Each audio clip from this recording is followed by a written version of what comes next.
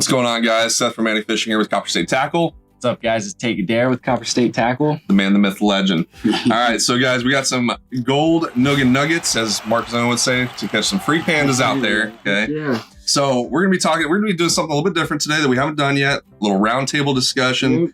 Tate and I are gonna chat it up a bit about what we're gonna do for that fall transition from the late summer to the early fall.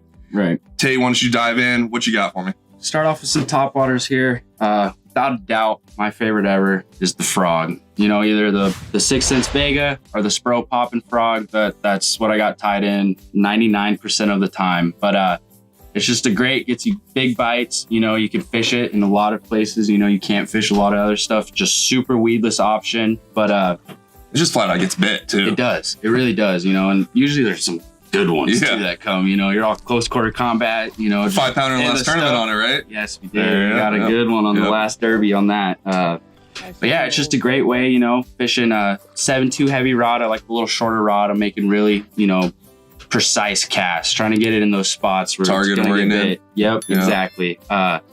You know, I will mix in the regular style frog, you know, more if I'm fishing the grass, just with that solid nose on there. It's going to come through the cover way better than the popping frog. But so that's kind of my favorite topwater. I always start off with, you know, you can still cover a lot of water. You know, I'm just kind of working it in those high percentage areas. You know, I'm rarely ever working it all the way back to the boat. You know, just making quick. Working that short target zone, right? Exactly. So when do you go to the RICO? The RICO, that's when, you know, there's not a lot of shoreline cover around. You know, just kind of open rock bank. That's kind of my favorite. Go with the RICO. This thing walks super great. You know, you got that nice sound in there. It's gonna call those fish up. But that's when I'll go with that RICO. You know, the treble hooks. You know, I don't want to worry about getting snagged in the trees, dealing with that headache. So and that flat out just catches them too. It does. Big ones, small ones. Can't beat a RICO. You can go have a heck of a day with that thing. So one of my favorites. I like covering water, and there's nothing really better than in the fall to cover water with, as far as like just cover a lot of water. That's that buzzbait, guys. And this right here is the BIZZ dinner bell buzzbait. It's got a nice clacker on it. This thing's been killing it. A couple of our guys did really well in the last tournament on it. Really well made buzzbait. I mean, the design, guys, is just it's really good. Got a great hook on there. I like to pair it up with, typically I like to take off the skirt, put on a 40 toad. And you can't beat, I mean, I keep it pretty standard, black or white, 30-pound braid, soft rod, high gear ratio reel. That's usually what I like to do with it. So as far as top water, I mean, RICOs, frogs, buzzbaits, pretty big mainstays. Yeah. Let's talk a little bit about, you know, covering water in that midsection or shallow section. What are you throwing, Tate? Yeah, so I'll start off. This is just a standard, the Crush 100 6-inch square bill. You know, you got that rounder body to it, but this is great for fishing rock. You know, you can kind of worm this thing through the brush. It comes through cover really, really good. So I like starting off with that. Usually I'm throwing the 100X. If I really see, you know, they're feeding on small bait fish, I'll go to that 50 right there. So just two perfect sizes, but you know, you can just go down the bank and just go ham, put that trolling motor in high and just cover water. When are you throwing the round bill over the flat bill? So round body over that flat side. Yeah, side. so, you know, kind of in that early stage. So kind of right now as we're speaking, I'll late summer stuff. I'll have the square build. You know, it's just got that harder kind of roll to it, a little more aggressive. But those flat sides, you know, a little later in the fall, when it really kind of starts to get cooler out. I 100% agree with you. So I mean, as you get further into the fall, guys, that water cools down a bit. Fish get really keyed in on that bait, and flat sides, man, they flat out catch them. They're just a lot more subtle than these round body baits. If you guys haven't thrown a flat side, you got to try it, especially when it gets colder. Usually I look for more like that late October is when I start to really start to have a flat side in my hand a lot. But guys, two options here. My two favorite flat sides, I get Evergreen flat force right there, guys, and the 6 cents flat F4. Difference here, guys, is the flat force, Evergreen flat force, silent, 6 cents F4, got that knock. And I like it. I like that knock when they're a little bit more aggressive, right? And they're feeding hard. When you get those tough days, or even like those calm days with not a lot of wind, I like that flat F4, something silent that sneaks by them and surprises them. Those are my two favorite flat sides I like to throw. What about some other middle of the water column or shallow baits that we like to throw? Yeah, so I mean, for me, it's hard to beat a spinnerbait. Usually just throwing the willow, you know, unless that water's really muddied up. But just a spinnerbait, you know, it's been around forever. People have been throwing them forever, but it still just catches them. Oh, 100%. Do you throw a bigger or small one? I usually stay at that 1/2 ounce. You know, that 1/2 ounce, I can still, you know, throw it shallow, but I can still, you know, fish it a little deeper. But usually 1/2 ounce kind of just my standard. And kind of my standard, guys. And like I said, nothing's right or wrong, guys. It's all what the fish tell you, right? There's a lot of times I throw 1/2 ounce, but one of my favorites is a big 1 ouncer. I just feel like I get, you know, I think you get less bites on it, but you're going to catch typically bigger fish. Yeah. Especially when you're around that bigger bait, which is what you're trying to concentrate on that fall, is trying to find that bigger bait, unless they're really keyed in on that small bait, which they can be sometimes when it gets colder. And then, I mean, you can't beat a jackhammer. I mean, I always have a jackhammer in the boat. I don't know about you. Evergreen jackhammer, one of the best chatterbait or bladed jigs ever invented. Standard white or some type of shad pattern. A little trick, guys, that I like to do, I don't know about you, but I take the skirt off sometimes, especially in that early fall stage when they're not feeding super hard yet. They're starting to get in that fall mode. It draws a lot of bites, not necessarily the big bites, but it draws a lot of bites, a lot of keeper bites. And that's taking the skirt off and putting on a Sakamata shad or a fluke style bait. This is the Depth Sakamata, one of my favorites. And it just gives that hunting action, and it's that profile that's a little bit smaller than your typical chatterbait trailer with the skirt. Overall, something I like to do. So, well, we'll talk about those last. I don't even know if I still don't know if I want to tell anybody about this one, man. I don't know. Let's talk about the flipping setup today. What do you like to flip, and how do you like to flip? So, you know, I'm flipping, you know, targeting all the tree lines, but pretty basic setup. Most of the time, 1/2 ounce tungsten weight, pegged always. You got that bobber stop right there. Yep. And then, pegged. You know, most of the time I'm flipping a little bulkier bait. So I like, you know, just a 5/0 hook. But yeah, you know, a little sleeper bait I've been flipping is the BELLOWS shad from GEECRACK.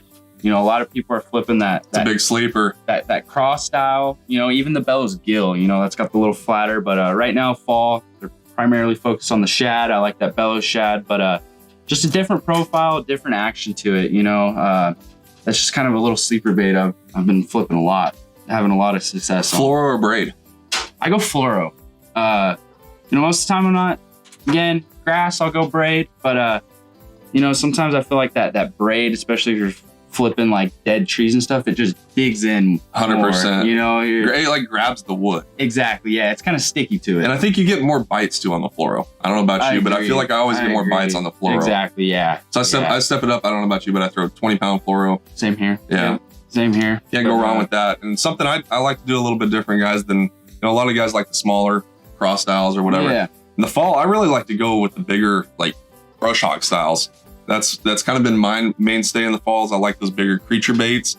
I get less bites than probably most people, but I seem to catch, you know, good quality fish every time I do get bit on it. And I'm usually going with a 1/2 ounce or 3/4, just depending on what that fast reaction fall. A lot of times, just something I like to do. Yeah. Check it out. Hey guys, let the fish tell you what they want. Exactly. Right? That's really important. That's the biggest thing. He has a different style. I've got a different style. We do things a little bit differently, which not one better than the other, but hey, we got to let the fish tell us what they want that day. Be versatile. One of my favorites. So guys, 6.5 draw from 6 cents. I can't rant and rave more about this than I have. I mean, this bait is special. I've used it a couple times, used it down at Martinez on the river, and this bait just flat out gets bit. It's the right size. It's compact, small. This one's going to have more of your head chop, right? So it's going to be more head to head, not glide to glide. Definitely for that fast reaction fall bite. This one's going to be killer, guys. And it comes with the rings on there, 360 degrees. So you don't have any lost leverage with fish, which is really cool. Right out of the box, guys, these things are just phenomenal. Dialed in. I mean, they don't even wash out, which is crazy. I was working as fast as I could on like a jerk bait, and it didn't even wash out. But last but not least, one of my new favorites, and like I said, I don't even want to share it because we just got it in. I messed around with it once, and I am in love with this glide for tournament fishing or just targeting quality fish. That's going to get a lot of bites because it's the right size. Usually those oversized glides, you don't get as many bites, and you're kind of targeting that bigger class fish. This one kind of targets them all. And I'll tell you what's special about this bait, guys, the GLIDEWAY 176. Okay, this bait, it has that hard chop, but the difference is it carries, the body carries with that hard chop. So I can literally spin that bait 180 degrees and look back at that fish that's following me and trigger that follow bite. And it's already caught him. And it's not even the right time of year. And I mean, and they got some really awesome colors. You guys got to pick you up one of those GLIDEWAYs. They're phenomenal. I'm super excited about them. But yeah, I mean, fall transition. Yeah. So, okay, last question here. What do you target? Like, what's your favorite thing to target in that fall transition when we start getting out of that late summer and starts turning to fall? You know, definitely just shallow water cover. That's really what I like fishing, getting up in the stuff, fishing, you know, trees, lay downs, grass lines, anything kind of cover related. You know, I like pulling them out of that stuff. Yeah. It's just super fun. That's my favorite way to do it. And I agree with you. One thing that I look for though, when I'm cranking, just a little nugget here, is I try to find that different style rock, right? So all of our lakes have rock in them, and you'll have that round chunk rock, or you'll have that jagged chunk rock, or the round chunk rock we call river rock. And then you got that slate, like flat rock. And then you got just like your limestone, really smooth rock. And so I try to pay attention to that different type of rock when I'm going down a transitional bank, and it changes from that like cliffy limestone flat rock, and then it goes to chunk rock, and then back to something else. And that little section where it changes to that different style rock, I usually find a lot of success when I target that different style rock, something that changes on the bank visibly with your eyes. Right. Yeah, that's an easy tip for you guys too. You know, you don't gotta be graphing or nothing crazy. Just use your eyes. Go down the bank, and those transition areas, I mean, a lot of time even you know, going down Rosie, you'll have that rock bank, and then it goes into that tree line. A lot of the times, you'll get them in that first right on that transition. real, yeah. You know, you'll find a couple grouped up there, but just make sure you guys cover in water. You know, keep an eye out for that different stuff. When you're flipping, pay attention to the depth of the trees you're flipping. What style of trees were they? Did they have a lot of branches coming off? Was it kind of just one single big tree? Just a lot of those little attention to detail. Yeah, picking up on nature, right? Like, exactly. You know, I can't stress this enough to you guys, especially anybody new. Pay attention to nature and what the fish are telling you. You reel your bait out, you know, flipping setup, you reel it out of a tree and you get smoked. Tie on a jackhammer, tie on a spinnerbait, and get moving with something and see if that changes your day. Yeah, really cool. Tate, thanks for showing me all your favorite baits. Yeah, dude. I mean, I learned some stuff. I hope they learned some stuff. Yeah, hope so. Hopefully you guys take away something from this. These are our favorite style baits to target, you know, as that transition happens. Appreciate you guys watching. Copper States. Got the baits. Got the baits, baby. Later, guys. Later, guys.